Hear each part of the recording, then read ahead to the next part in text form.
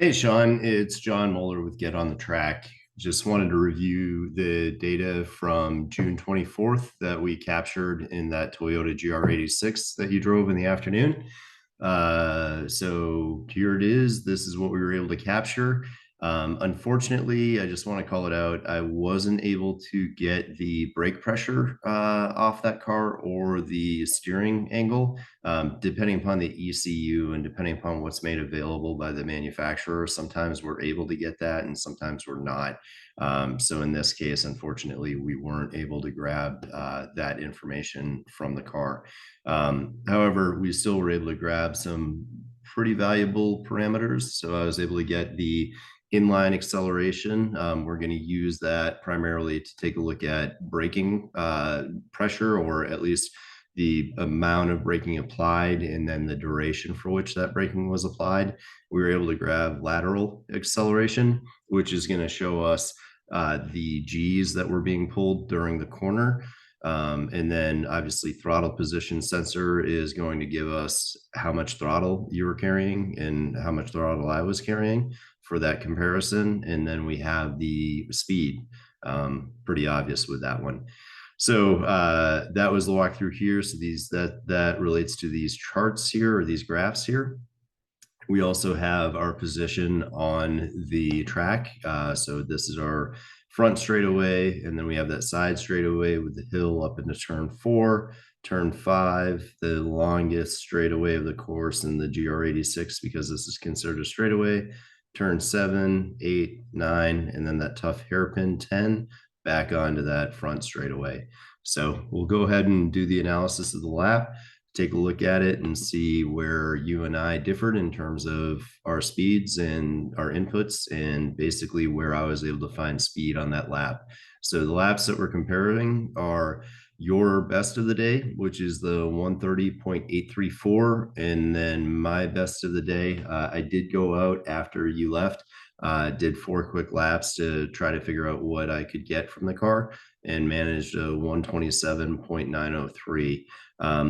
I just want to give the caveat. I was definitely pushing pretty hard in this, and I also didn't have you in the car. So whatever you weigh, I had that out of the car versus what we were running normally in. So definitely got some advantage from both of those. I was, however, comparing or carrying a relatively significant fuel load.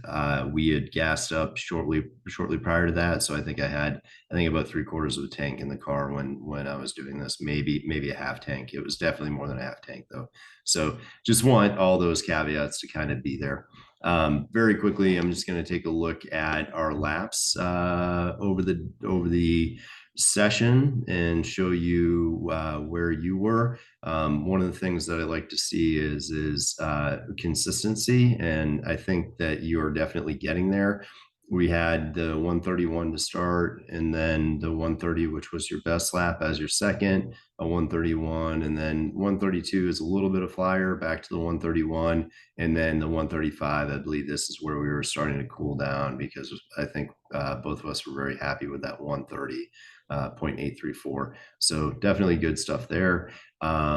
You may have put in a better lap. I can't quite recall, and relying on my memory may not be the best thing. It was a long, hot day. You may have had a faster lap that was slightly further down in the 130s, at maybe a 130.5, but I honestly, I don't recall. Unfortunately, the way the data works, we weren't able to capture some data from our very early sessions. So if you recall, we started at around 1 o'clock. I think we were out on track at 1:30. So I think we missed out on anything between 1 and 2, which actually it's disappointing, because it would have been great to see what you were running initially. I think we were running in the 137 to 135 range initially. So this is kind of the drop that we got as you got familiar with the track and familiar with that car. So definitely a good gain on the day. I'd like to claim it was a 5-second improvement, but we don't have the data, so I'll just I'll let you decide what the actual gains were on the day. But let's go back. We'll take a look at the analysis and take a look at what we got here. So we've got your lap of 130.834, my lap of 127.9. In that data, as we head out, we're on the front straight here, passing across that front straight. You can see that I'm carrying more speed than you at that point on the front straight. Separation is about 2 miles an hour, and I carry more throttle, or at least carry more speed as we're coming through here. So 3 miles an hour, 3 miles an hour, pretty consistently here. And then I actually start gaining a little bit of speed, and that's due to the fact that I applied the throttle here. You do the same thing. We can take a look, and your throttle application is that red line, and that actually occurs a little bit earlier for you. But if you see, my ramp up is a little bit smoother. So you apply throttle at the same point that I apply throttle, but then you back out while I'm continuing to carry throttle. This is something that I see repeating for you in a couple different places, and I want to call that out because if we can get to that throttle and stay on that throttle, you're actually going to go faster than if you apply throttle and then lift and apply throttle again. So definitely something we want to focus on. We want to focus on carrying that speed and carrying that throttle and applying it progressively rather than having an off-on component to that throttle. So that will definitely make you faster over the long run. So definitely something we want to consider and continue with. That said, as we come through turn one and approach turn two, you can take a look and see the fact that I carry at this point, heading into turn two, I've actually got 4 miles an hour on you. It's pretty significant in a slow car. It definitely is going to add up over the course of the lap, and it definitely creates a significant time advantage for me. And so after that, you can take a look. I want to move this slightly. I'm going to move this a little bit so that you can see where I come off the throttle. Even though this is a relatively small gap, I still carry more throttle than you do through there. And then you can also see I actually have more. This is the inline acceleration. I'm carrying more brake pressure a little bit longer here. I can actually do a quick little zoom in on this area. If you give me one sec. So if you take a look here, you can see that difference where I actually carry a little bit more brake pressure here.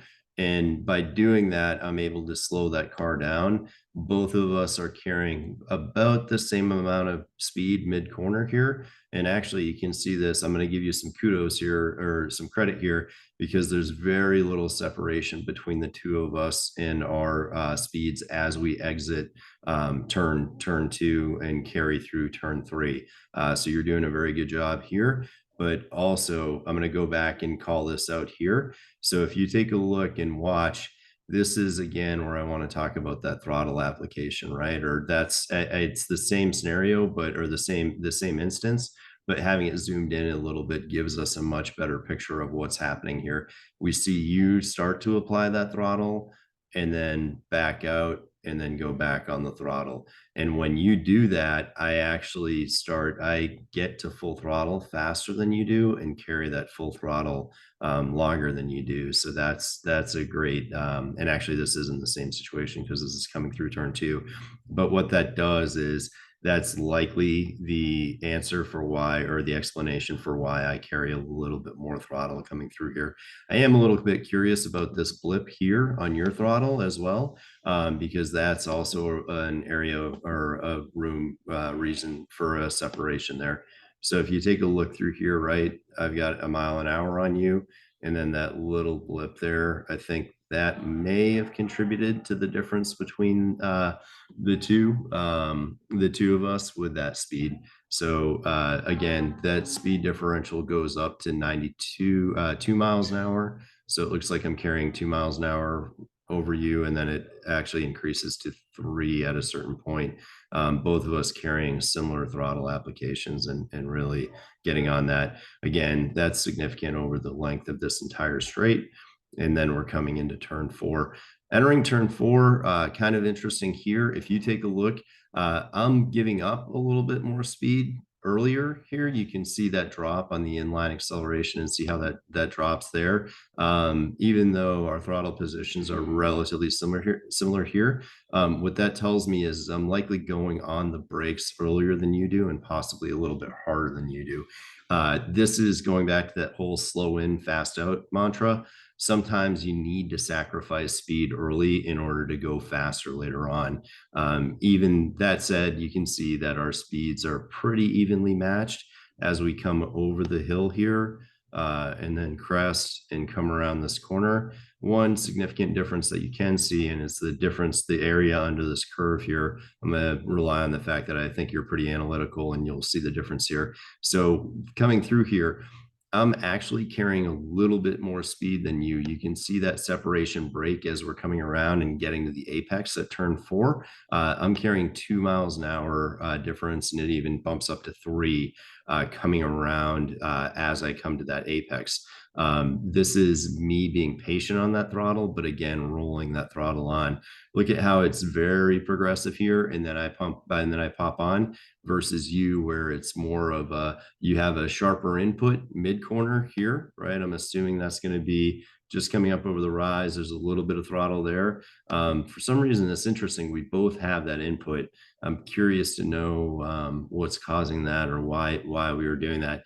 It's a little bit interesting to call out, but more importantly, I want you to see how I'm feeding that throttle in very progressively earlier than you are, but it's a very, very smooth input, versus you, where this is a relatively sharp input. And as a result, I'm able to carry more speed. Even though the car is a low horsepower car and it feels like we can do this, like we can really hit that throttle with confidence, we need to make that smoother because it does make a difference long term.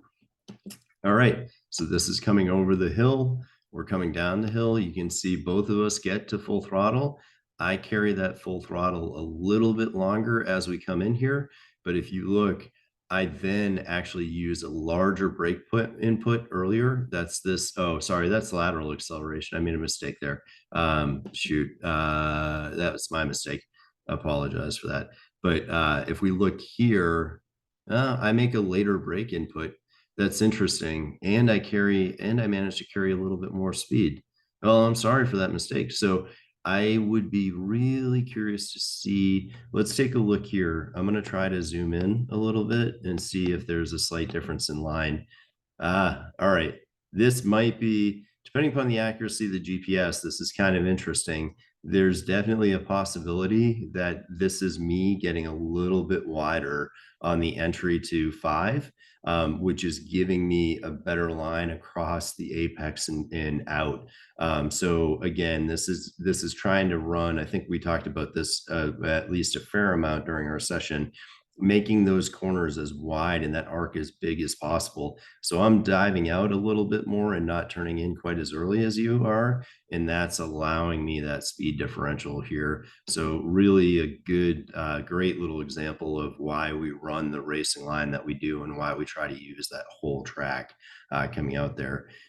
So definitely, I think there might be a difference there, and that might be the explanation for why I get to carry more speed here. And it is a significant difference here. Again, it's 4 miles an hour at this point, and I think it's even increasing beyond that to 5.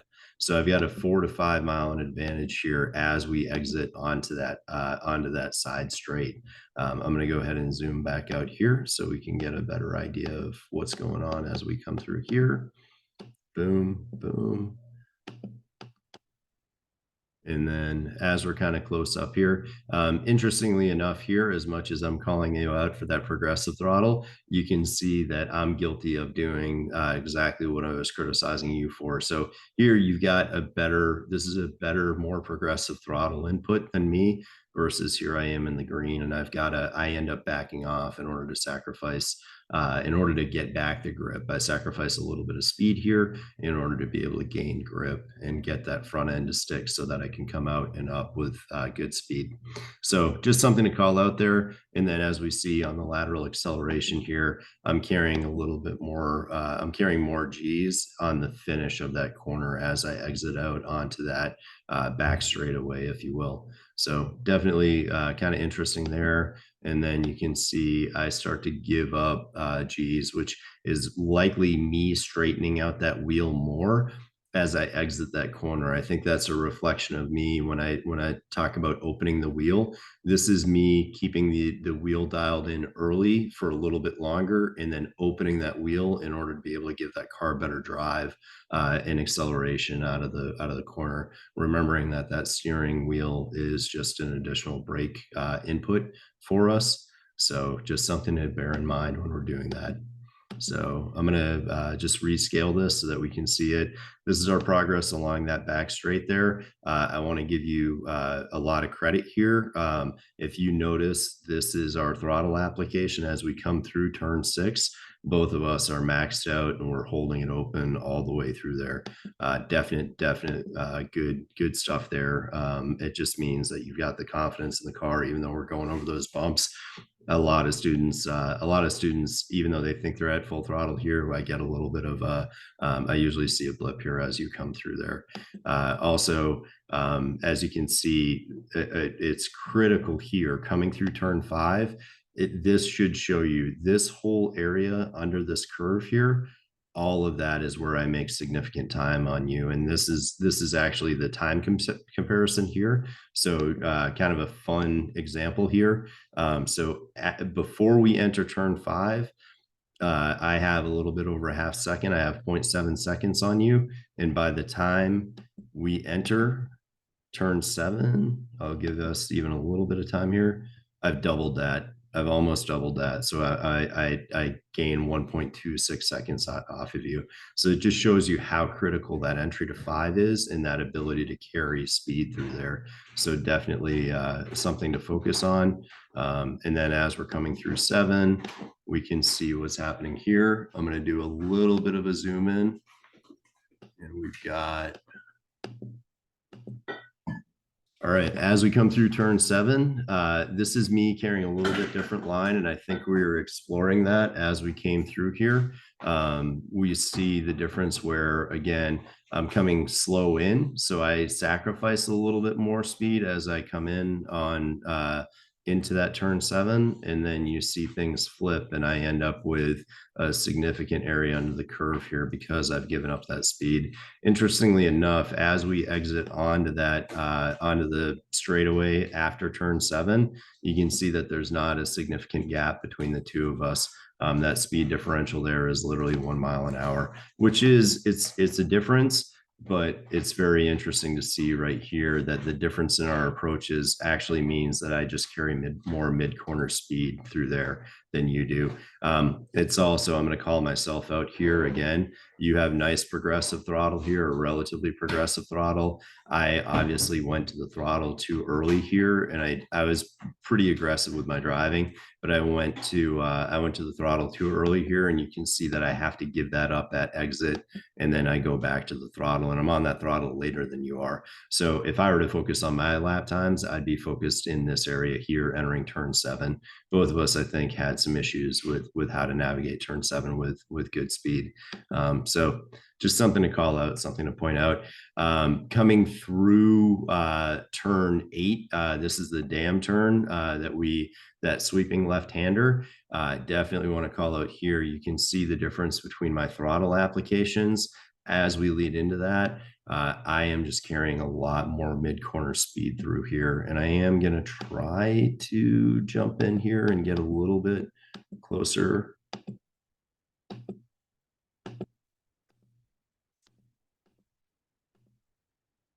Don't know. I'm not sure how accurate this is. I based on memory.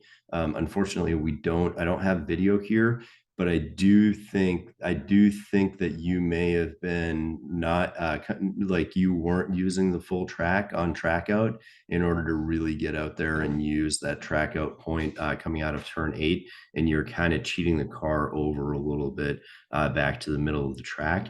The difference there, it's funny, it seems small, but by using all of the track and making that arc just a little bit bigger, it allows me to carry more mid-corner speed. And this is actually really interesting too. I'm giving up throttle here while you're going to the throttle earlier. And the reason for that is because you've given up that mid corner speed. So you back off the throttle here, excuse me. And I'd actually be kind of curious to see if there is brake input here, and that's what's reflected here. I think you may be doing, you may have some brake input here, and as a result, that's causing you to lose that mid corner speed. So we may want to change that and make that more of a lift and more of just kind of guiding that car into that corner. So we'll have to see. We'll have to see next time if we do have a next time. But then you do see here. Our speeds are very similar as we come through as we enter turn 9 and head through turn 9, but I am still carrying a 2 mile an hour advantage on you here. And obviously we can see how that adds up over time, given the difference between I ran that 127 and or 127.8 or 127.9 versus your 138. So 130.8, I should say. So yeah, that's it's interesting stuff through here. And then you also see here, and I get this. This is that difference leading into turn 10, and we discussed this about how turn 10 is definitely a scary corner, and visually it's a scary corner because of how you come into it. But bear in mind here, it's actually kind of funny to see this. I think coming through here, you realize you see this massive dip in your throttle input where you drop down to 50%. I think this was the realization of you thinking to yourself, oh, oh boy, I'm coming in too fast. And then suddenly you realize, no, I'm not. And then you correct and you start adding throttle in. Versus here, I'm showing a little bit of trepidation by dropping that throttle off a little bit earlier. I probably could have gone a little bit deeper here and gotten a little bit more speed, but the speed differential here, you can see, right? Like it changes here, it's 1 mile an hour, and then we see it at 2 miles an hour. And it looks like we're consistent at 2 miles an hour right up until when we go to brake and turn that car in. And you can see here, it's about the same spot, but I think I go to the brakes a little bit harder and with a little bit more confidence. And then coming through turn 10, I'll do a little final zoom in. You go to, actually, I'll do one more zoom in here for the throttle, but you can see we both go to the throttle very hard there, which obviously we've both got that confidence on turn 10 to go into that, to exit there with a lot of throttle.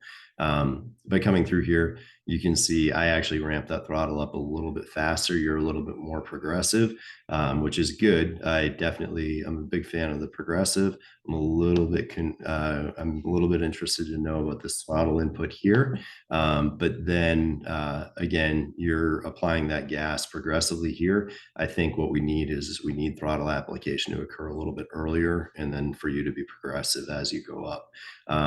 Again, you can see I carry a little bit more mid-corner speed through here. I bleed that speed a little bit faster than you do, which means I'm braking harder into that corner than you are. But then I come off those brakes just a touch earlier, and that allows me to carry 1 to 2 miles an hour more speed through there than you do. And I managed to carry that all the way back onto that straightaway straightaway going through turn 11, right? And so if we back this out one final time and just take a look at what's happening going on to turn 11, you can see that I carry a fair amount of speed over the course of that straightaway. And that makes up for that 2.9 second difference between our lap times. So hopefully this was valuable, and appreciate your time, and let me know if you have any questions, and I'll get this over to you, and hopefully we can catch up again.